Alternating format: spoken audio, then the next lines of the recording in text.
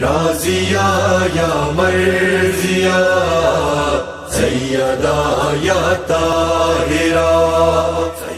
کہ قرب الہی حاصل کرنے کے لیے مرد ہونا ضروری نہیں ہے، اس لیے کہ بدن تو مرد اور عورت کا مختلف ہوتا ہے، یعنی بدن مؤنث اور مذکر تو ہوتا ہے، یا مذکر کا بدن ہے یا مؤنث کا بدن ہے، لیکن روح مؤنث اور مذکر نہیں ہوتی.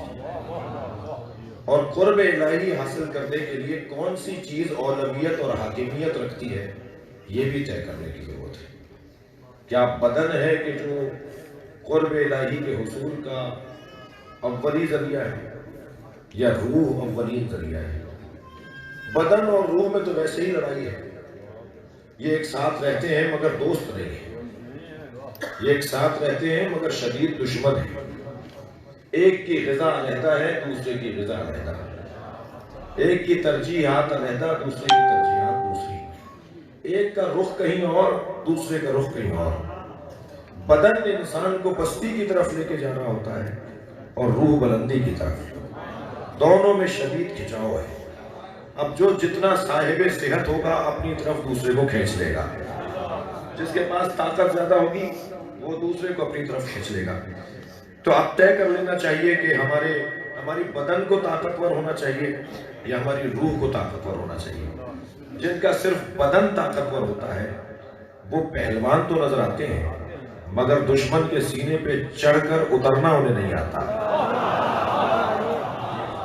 خبردار اگر بازوؤں کا زور بغیر معرفت کے ہو، جملہ آپ کا ہدیہ کر رہا ہوں، اگر علم کے بغیر طاقت کا استعمال ہوگا تو وہ شجاعت نہیں ہوگی، دہشت گردی ہوگی.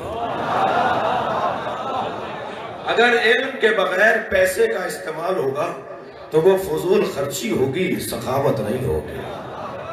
تو کیا کریں کہ ہمارے روح کو تقویت ملے تاکہ ہمارا بدن اس کے تابع ہو جائے. بس جو جتنا طاقتور ہوگا دوسرے کو اپنی طرف وہ راغب کرتا چلا جائے گا، اپنے تحت فرمان کرتا چلا جائے گا. تو ہمیں بدن کو اگر طاقتور کریں گے تو روح ہماری کمزور پڑ جائے گی، اور روح کو طاقتور کریں گے تو بدن اس کے تابع ہو جائے گا. میں نے بہت سارے مرد دیکھے ہیں جو میدان سے بھاگ رہے تھے،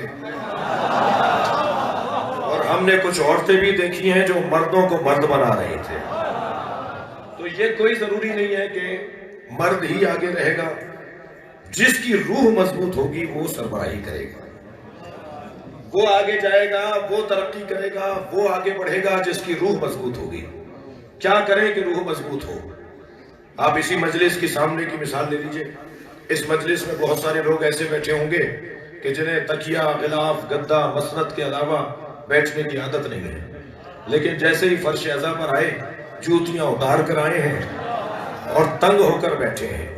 یہاں بدن کو تکلیف ہو رہی ہے مگر روح کو غذا مل رہی ہے.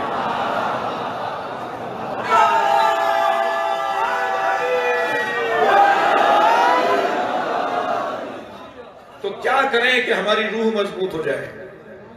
تو یہ طے کر لیں پہلے. تو میں اپنے بچوں اور جوانوں سے کہہ رہا ہوں کہ ہمارا ایجنڈا، ہمارا مطلب، ہمارا مقصد حیات یہ ہے کہ کسی طرح سے ہماری روح مضبوط ہو، طاقتور ہو. وہ خود بخود ہمارے بدن کو اپنے تحت فرمان بنا لے گا. اور جن کی روحیں مضبوط ہوتی ہیں نا، جملہ ہدیہ کروں گا، اگر بڑھاپے سے ہاتھ کانپ بھی رہا ہو تو ان کا چلتا ہوا قلم لکھتا ہے سلمان رشدی واجب القتل ہے.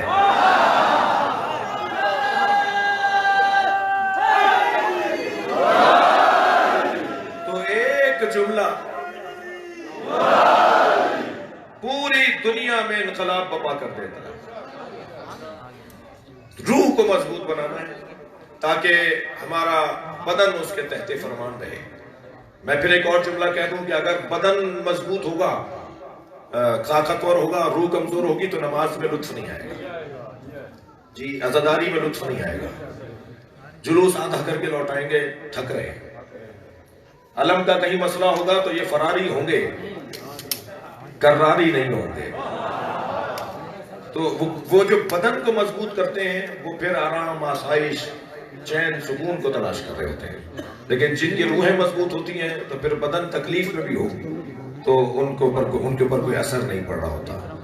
جی بعض لوگوں کو تو سال میں بھی نماز یاد نہیں آتی اور عید کی نماز بھی مسجد چوم کے آ جاتے ہیں، اور بعض لوگ کو ایک رکوع میں ساری رات گزار دیتے ہیں۔ وہ جو ایک رکوع میں ساری رات گزار رہا ہے وہ بھی تو ہم جیسا ہی ہے، اور جسے نماز میں لطف نہیں آ رہا وہ بھی ہماری شکل کا ہے۔ دونوں میں فرق کیا ہے؟ دونوں میں فرق یہ ہے کہ ایک کی روح مضبوط ہے، ایک کا بدن مضبوط ہے۔ آیت اللہ نخود کی ان کے شاگرد فرماتے ہیں کہ میں حرم امام رضا میں داخل ہوا تو میں نے انہیں رکوع میں دیکھا، اول شب تھا، میں حرم مولا رضا میں زیارت کے لیے گیا اور نماز فجر سے کچھ پہلے تجدید وضو کے لیے باہر آیا تو حرم امام رضا کا پورا صحن برف میں ڈھک چکا تھا، چھپ چکا تھا، اور ایک برف کا ٹیلا مجھے نظر آیا۔ میں اس کے برابر سے گزرا تو ذکر رکوع کی آواز آ رہی تھی۔ وہ ساری رات سے رکوع کی حالت میں تھے اور ان پہ برف جم چکی تھی۔ یہ بھی ہے جیسے رکوع میں مزہ آ رہا ہے، اور وہ بھی ہے کہ جو کہتے ہیں کہ ہمیں نماز میں مزہ نہیں آتا، تو در حقیقت ذائقہ روح بحال نہیں ہے۔ تو روح کو مضبوط کریں، کیسے کریں؟ مشق کرنے سے ہوگا، تمرین کرنے سے ہوگا، ممارست سے ہوگا۔ جی بار بار کا ایک کام میں جب ذائقہ بحال ہو جائے گا تو وہ چیز عادی ہو جائے گی، آسان